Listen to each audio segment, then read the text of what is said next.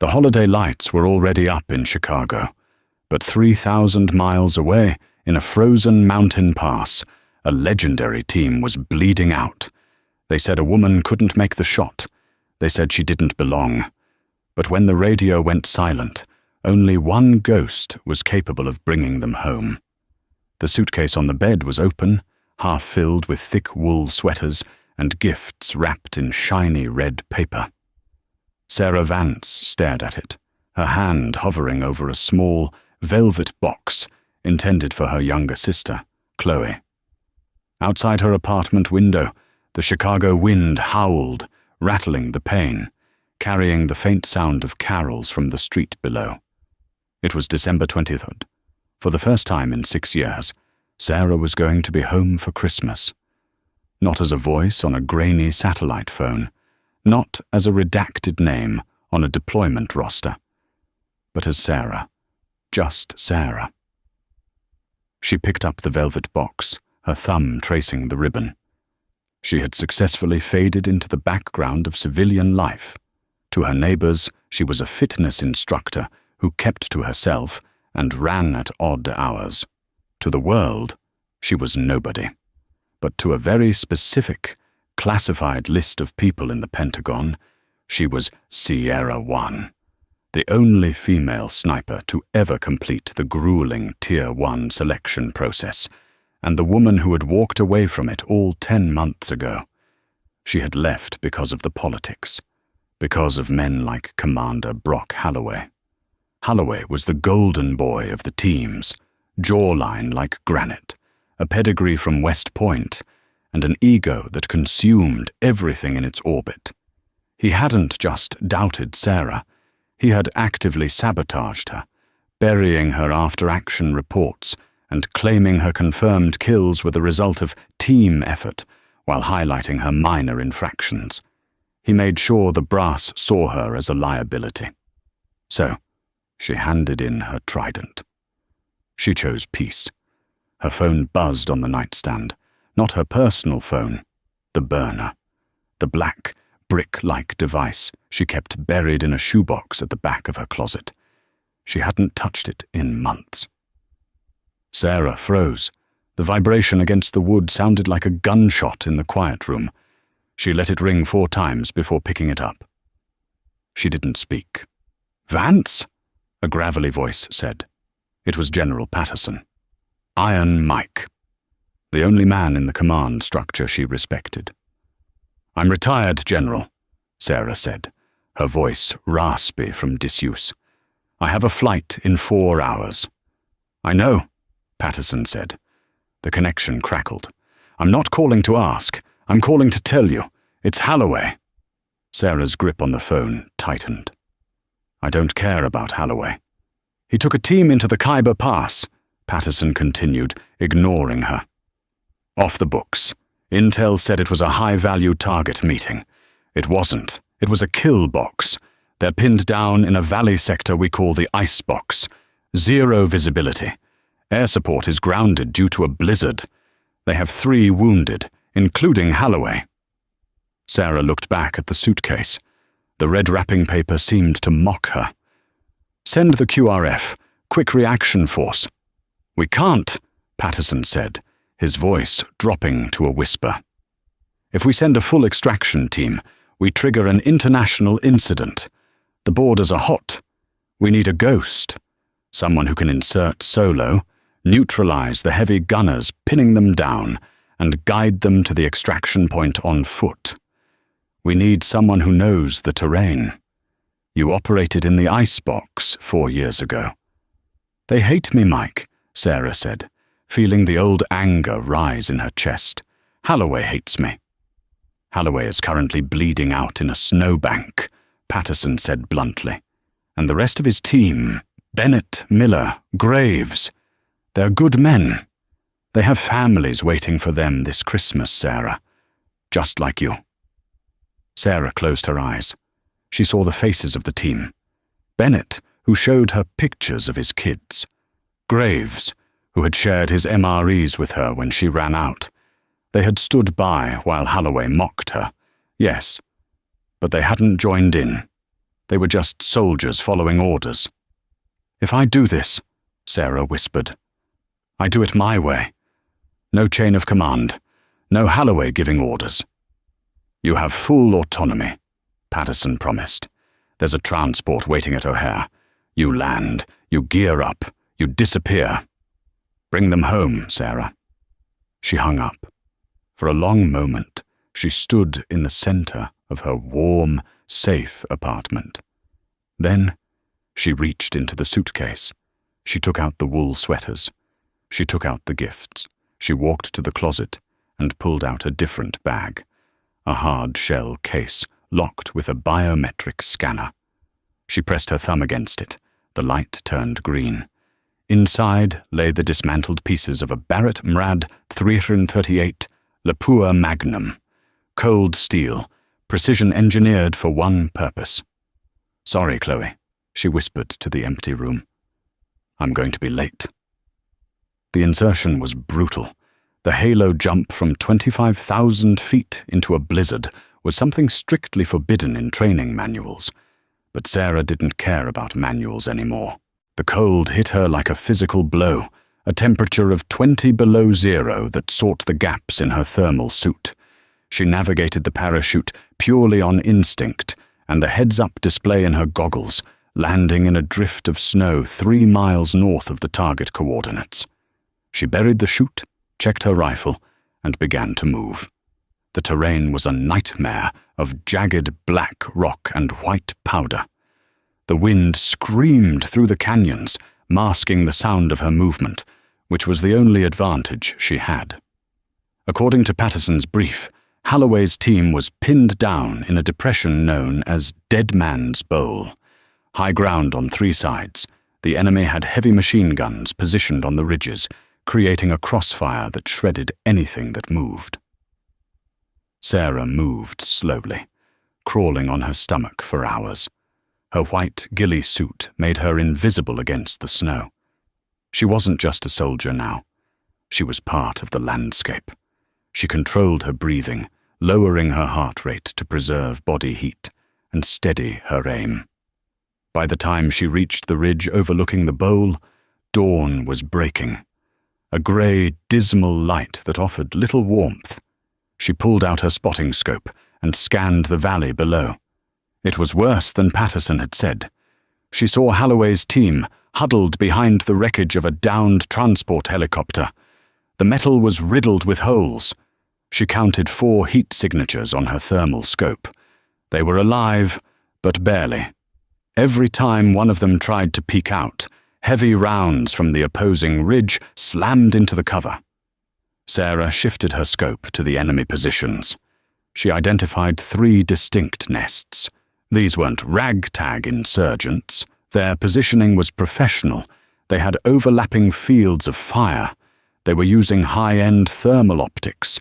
Mercenaries, Sarah realized. This isn't a militia. This is a hit squad. She keyed her comms, patching into the team's encrypted frequency. She didn't ask for permission. She just spoke.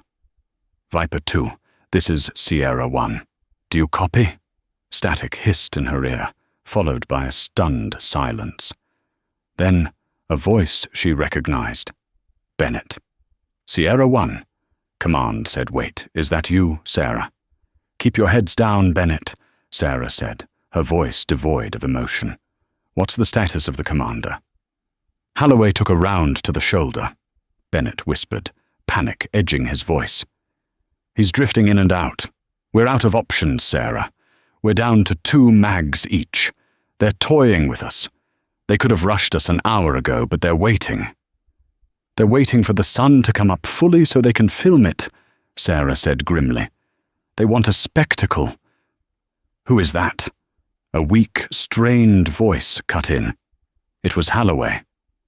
"Who is on this net?" "The help," Sarah replied cold. "Sit tight. I'm clearing the board." She adjusted the bipod on her rifle. The range to the first machine gun nest was 1,200 meters. The wind was gusting left to right at 20 miles per hour. A difficult shot for a master. Impossible for anyone else. Sarah did the math in her head. She didn't use a ballistic computer. She felt the wind. She watched the snow swirl. She exhaled, half a breath, and squeezed the trigger. The suppressed crack of the rifle was lost in the wind, but the result was instant. The gunner in the north nest slumped forward, his weapon pointing uselessly at the sky. "Target down," Sarah whispered. "Holy." Bennett breathed over the comms. But the enemy was professional. They didn't panic. Immediately, the other two nests turned their fire toward the ridge where the shot had come from. Bullets chewed up the rock 10 feet from Sarah's face, spraying stone shrapnel against her goggles. She rolled, sliding back down the slope, grabbing her rifle and sprinting in a crouch to a secondary position 50 yards to the east. She knew the drill. Shoot. Move. Communicate. She re-established her position. The enemy was scanning her previous spot. She lined up the second shot. This one was harder. The target was moving, shouting orders. "Wait," Sarah thought, her finger freezing on the trigger. Through her high-power scope, she saw the face of the enemy commander. He wasn't wearing a mask. He was a Westerner. A scar ran down his left cheek. Sarah's blood ran cold. She knew him. It was Declan Reeve, ex-British SAS, dishonorably discharged for war crimes in Syria. He was a ghost, a contract killer for the highest bidder. If Reeve was here, this wasn't an ambush, it was an execution. And someone on the inside had sold Holloway out. "Bennett," Sarah hissed into the mic, "listen to me closely. This isn't a random encounter. You're up against Declan Reeve's unit. They have thermal drones up. You need to pop smoke now." "Reeve?" Holloway's voice came back, sounding more lucid. "That's impossible. Intel said—" "Your intel was a lie, Brock," Sarah snapped, using his first name for the first time.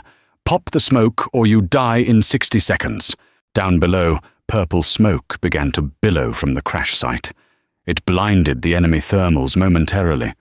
"I'm going to draw their fire," Sarah said. "When I do, you move to the extraction point at the tree line. Do not stop for anything." "Sarah, there's too many of them," Bennett argued. "If you draw fire, they'll pinpoint you. You won't make it." "Get moving," Sarah commanded. She racked the bolt. She wasn't fighting for Holloway anymore. She was fighting for the Christmas she was missing.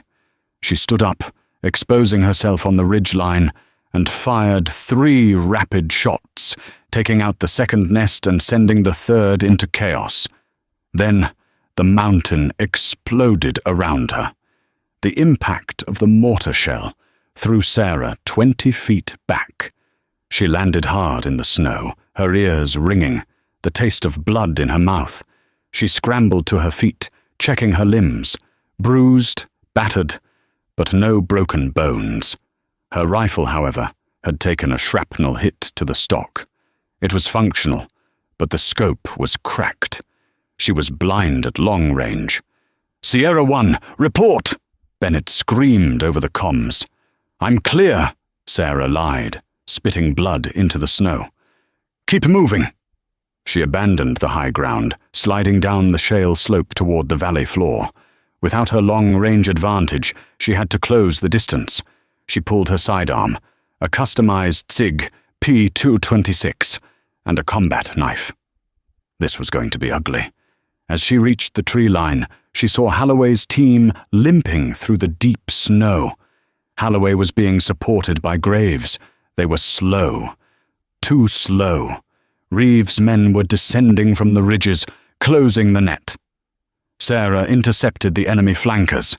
She moved like a phantom. She came up behind a mercenary who was raising his rifle toward Holloway's back. She didn't hesitate. The knife went in, quiet and efficient. She caught his body before it hit the ground, lowering him silently. She took his radio. "Check in." Reeve's voice crackled in her ear. English accent, arrogant and calm. Sarah pressed the transmit button. "Your flank is gone, Declan." Silence on the line. Then a chuckle. "I know that voice." Sarah Vance? I thought you were teaching yoga in Illinois." "I made an exception for you," Sarah said, moving laterally through the trees, keeping pace with her team. "You're protecting a man who ruined your career," Reeve taunted. Holloway sold the coordinates of this mission to a broker in Dubai. He thought he was buying information on a terrorist cell. He was buying his own death warrant. "He's not a hero, Sarah. He's a fool." Sarah paused. The twist in her gut was sharper than the cold. Holloway had bought the intel. His arrogance hadn't just led them into a trap. He had effectively funded it. "He's my fool," Sarah said. She broke cover. She saw 3 mercenaries setting up a blocking position ahead of the team. She raised the damaged rifle. She didn't use the scope. She used the iron sights, aiming instinctively. Bang! Bang! Bang! 3 shots, 3 drops. "Contact front!" Bennett yelled, raising his weapon. "It's friendly!" Sarah shouted, emerging from the mist like a wraith. Her face was cut, her ghillie suit torn, but she looked like a Valkyrie of war. She reached the team. Holloway looked up at her, his face pale from blood loss. His eyes widened in shock. He saw the woman he had dismissed, the woman he had buried. She was the only thing standing between him and a shallow grave. "Vance?" he wheezed. "Can you walk, Commander?" she asked, her voice hard. Yes or no?" "Yes." "Then move. I'll cover the rear." They pushed toward the extraction point, a flat plateau 2 clicks east. But Reeve wasn't done. As they reached a frozen riverbed, a single shot rang out. Bennett went down, a round through his leg. "Sniper!" Graves yelled, dragging Bennett behind a rock. Sarah scanned the ridge. Reeve, he was up there. He had the high ground now, and he had a clear line of sight on the only path out. "He's pinned us," Graves said, applying a tourniquet to Bennett. "We can't cross the open ice." Sarah looked at the frozen river. It was 50 yards of open suicide. Reeve would pick them off one by one. She looked at Holloway. "Give me your radio." Holloway handed it over, his hand trembling. "Sarah, what are you doing?" "I'm going to give him a target he wants more than you," she said. She keyed the mic to the public frequency. "Declan, 1-on-1, you and me." "I have the high ground, darling," Reeve laughed. "Why would I move?" "Because you have an ego," Sarah said. "And because I know about the Santiago account." It was a bluff, a guess based on rumors she'd heard years ago about where Reeve stashed his money. But the silence on the radio told her she'd hit a nerve. "Stand by," Sarah told the team. "When he shoots, you run." She didn't wait for an answer.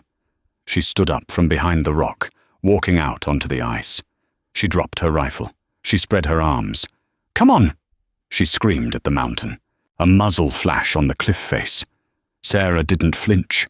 She dropped to her knees a split second before the shot cracked the air where her head had been. It was a gamble of insane proportions, relying on reading the delay of a finger pull she couldn't see.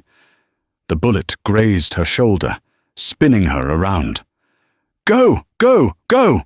she screamed at the team. As they scrambled across the ice, Sarah didn't run.